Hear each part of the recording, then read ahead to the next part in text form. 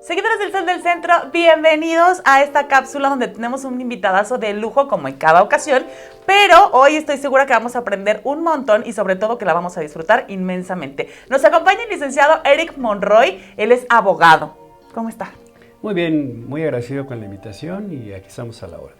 Se me hace muy interesante y muy particular, creo que incluso hasta debió ser la primera profesión del mundo porque todo el mundo o mucha gente les dice licenciados únicamente. Cuando dice, ay, búscate un licenciado. Pues sabemos un montón de licenciados. ¿Por qué se generó esta mezcla de juntar y creer y decirle licenciado únicamente a los abogados? Arreglan un montón de cosas, hacen, bueno, que este mundo sea más pacífico y que todos estemos como en paz, de forma equitativa. Pero esta podría ser una pregunta quizá muy tonta, pero en realidad es muy sustanciosa. ¿Qué hace un abogado? Mire, históricamente existían las profesiones de abogado, de médico y de contador público. Son las pioneras. Precisamente por eso al abogado se le empezó a llamar licenciado, porque si bien eran a nivel licenciatura, el licenciado en Derecho era propiamente el abogado. Déjenme platicarle que aquí en Aguascalientes tenemos 12,448 abogados registrados ante el Poder Judicial hasta el día 4 de julio del año pasado, que fue la última fecha que pedí el dato. De esos 12,448 abogados, aproximadamente unos 2,000 nos dedicamos a litigar. Y cuando usted me pregunta qué hace un abogado, es precisamente un representante de un ciudadano que tiene un conflicto, ya sea con una autoridad o con un particular.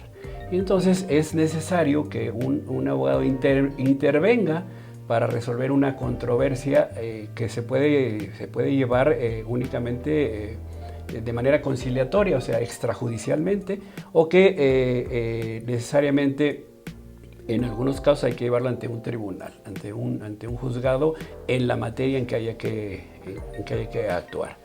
En Aguascalientes tenemos un poder judicial muy amplio que creo que resuelve en gran parte la problemática de la ciudadanía de Aguascalientes y los abogados que laboramos en el Estado creo que son suficientes en número.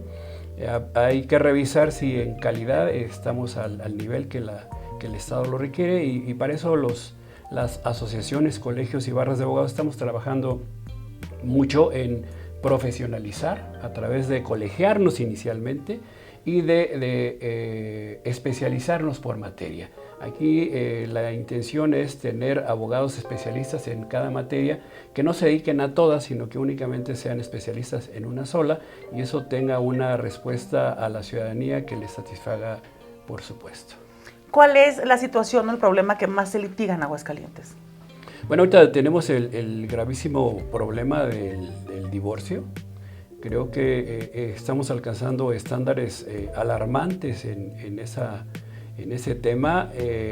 Ya tenemos un juzgado especializado en divorcios y creo que debemos de resolver preventivamente el tema del matrimonio. Creo que ahí es donde lo debemos atacar porque estamos llegando a niveles de 3,000, 4,000 expedientes anuales por pensiones alimenticias, por cuestiones derivadas del matrimonio y estamos encontrando un altísimo número de divorcios y eso está generando que ahora la familia sea una familia formada por tres orígenes, tus hijos, mis hijos y nuestros hijos. Y eso creo que es una problemática que a futuro nos va a crear muchos conflictos de delincuencia principalmente. Qué interesante esta parte donde nos habla justamente del por qué llegamos a este punto del divorcio y de que hay que trabajarlo, ¿no? Y podría llegarse a trabajar en el punto de la conciliación previa de si realmente se quieren casar. En esa parte puede intervenir un abogado de decir, vamos a buscar un abogado a ver ¿a qué nos vamos a enfrentar? O sea, ¿qué significa casarse más allá de ir y firmar el contrato que sabemos que es? Pero ¿cuáles son las obligaciones y a qué estamos realmente comprometiéndonos en esta parte del matrimonio para saber si estamos dispuestos realmente a comprometernos con eso? Digo, porque hay otras partes en las que hay pláticas, digo, cuando ya la boda es religiosa, se hacen las pláticas previas y todo esto, pero con los abogados también existen ese tipo de pláticas.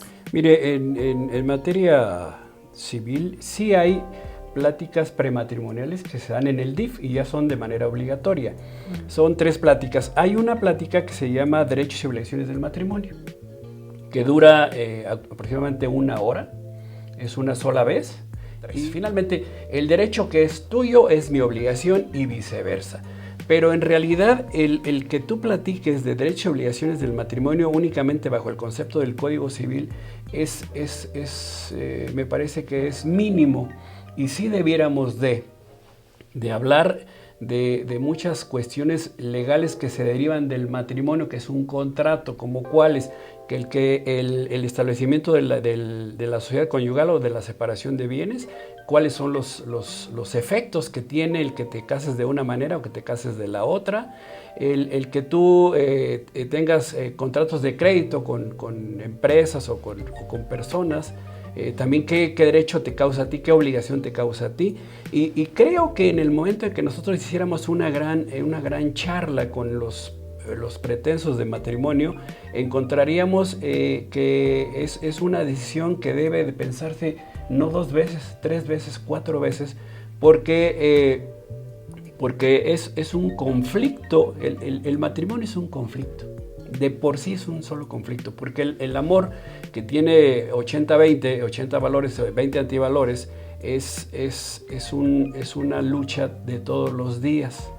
Los románticos dirían que es una plantita que se riega todos los días, pero todos los días tú amaneces de un humor distinto al del otro. A veces no hay agua, se va. Sí, y a veces tienes deudas, o a veces tienes compromisos económicos, a veces no tienes trabajo, a veces tienes ingresos, a veces no los tienes.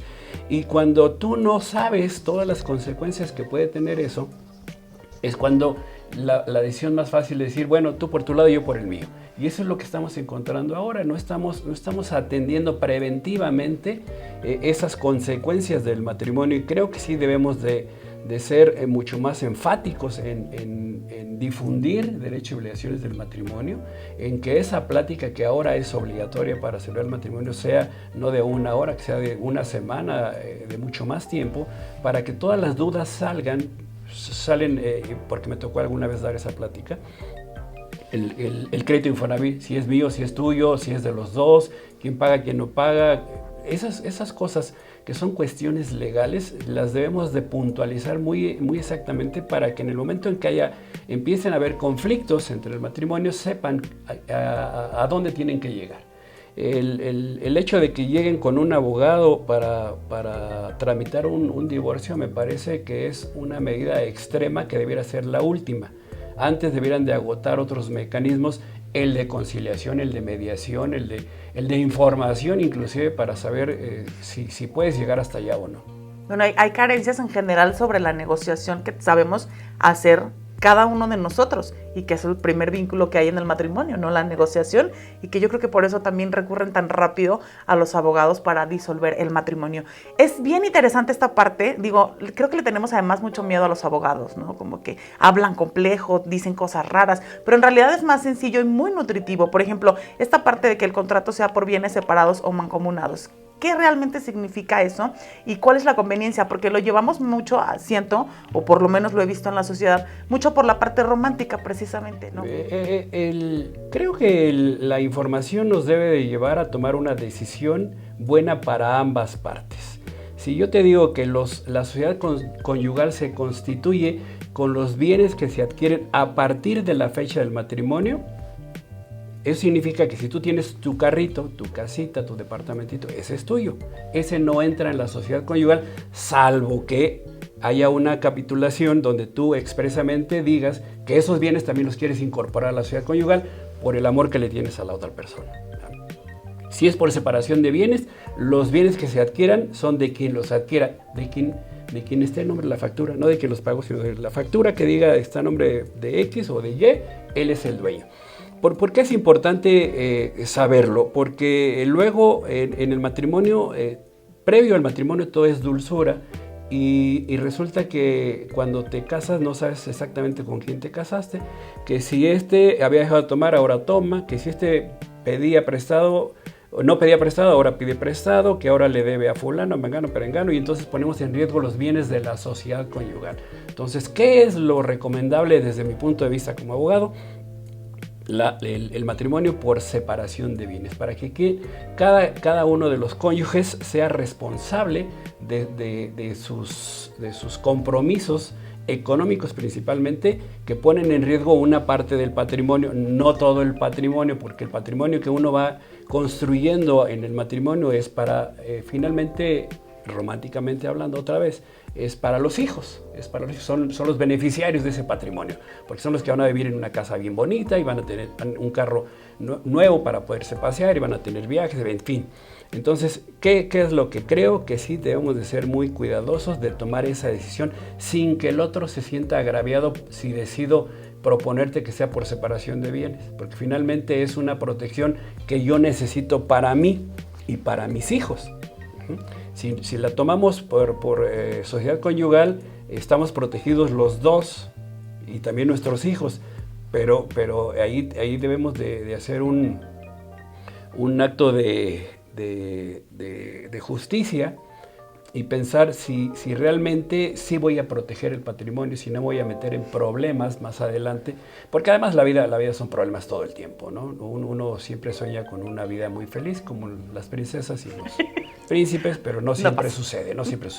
Y yo diría que la mayoría de las veces, y lo cuento rápidamente, estamos formados para subirnos en una resbaladilla y nos emocionamos mucho cuando vamos subiendo a la resbaladilla y llegamos a la parte alta, nos sentamos y observamos el panorama ya, más juegos y está muy alta, y entonces de repente nos lanzamos en la resbaladilla, levantamos las manos, sentimos una emoción muy grande, pero en 2 segundos tus pies vuelven a tocar la tierra. ¿Y eso qué significa? Que los momentos felices en la vida son así, muy efímeros. La mayor parte del tiempo estás formado para subirte a esa resbaladilla y disfrutar de algo.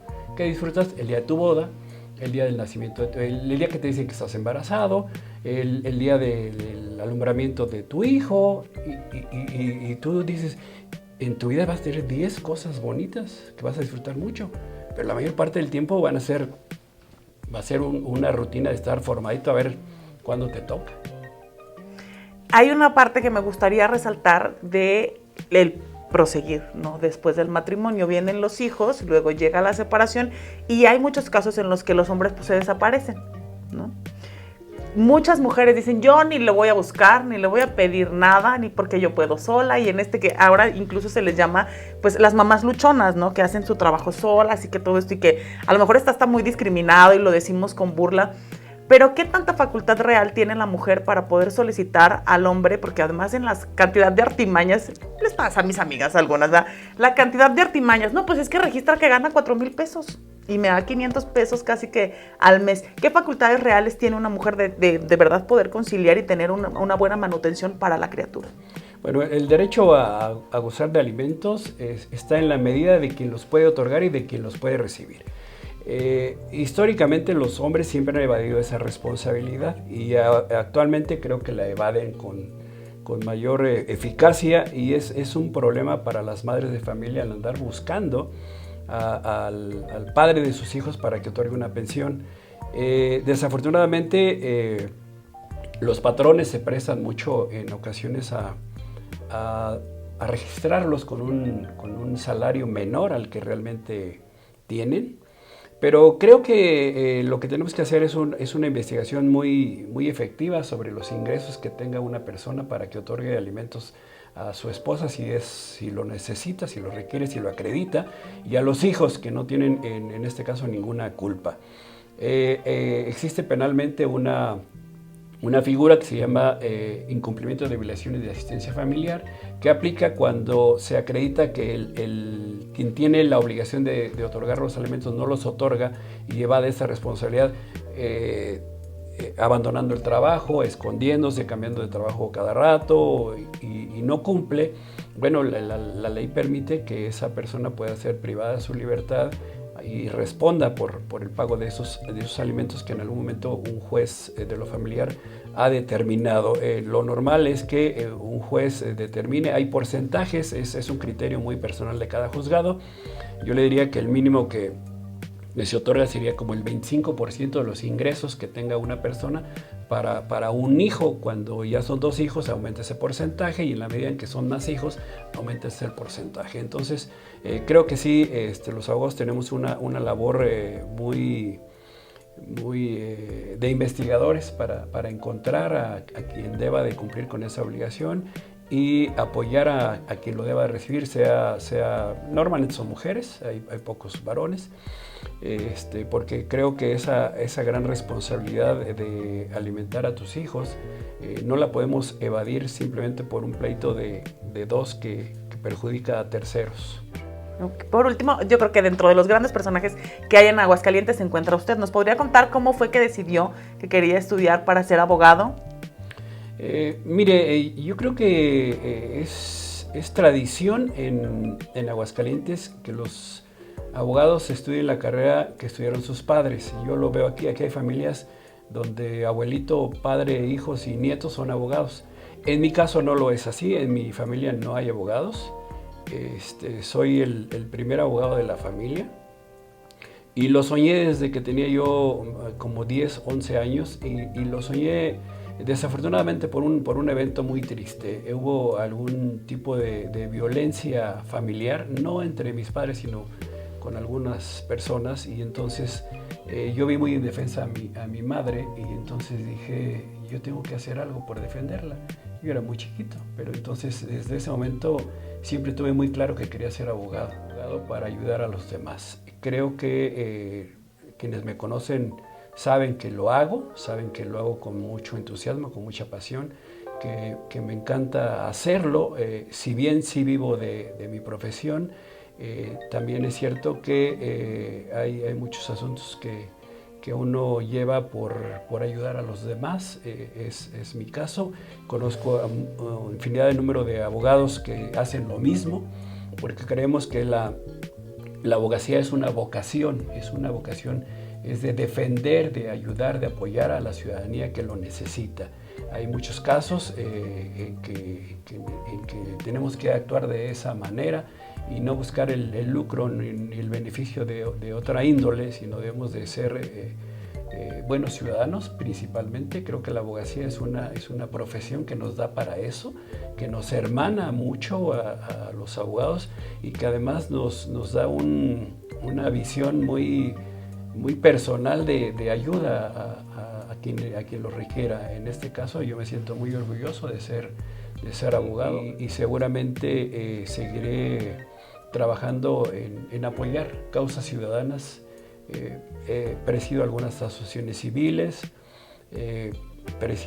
soy fundador de la Barra de Abogados del Estado, que pretende especializar a los abogados jóvenes principalmente. El tener una nueva visión de la abogacía creo que es lo que debemos de cambiar en estos momentos donde mucho se requiere del respeto al derecho, de la recuperación del Estado de Derecho que pareciera que hemos estado perdiendo durante los últimos 4 años. Y creo que... Excelente, tenemos muchísimo más que poder platicar, así que la invitación continúa abierta para seguir con esta plática, porque me imagino, tantos años de estudio, pero además también años de experiencia en Aguascalientes y en Ciudad de México, etcétera, nos tiene que platicar más. Pues muy agradecido con la invitación y con todo gusto estaremos aquí cuando así lo determine. Amigos, les invitamos a que compartan esta cápsula para que todos la puedan ver y puedan informarse, y por supuesto a que nos dejen en sus comentarios sus dudas para una próxima entrevista y por supuesto poderlas resolver. Muchísimas gracias. Gracias a ustedes. Un saludo a todos.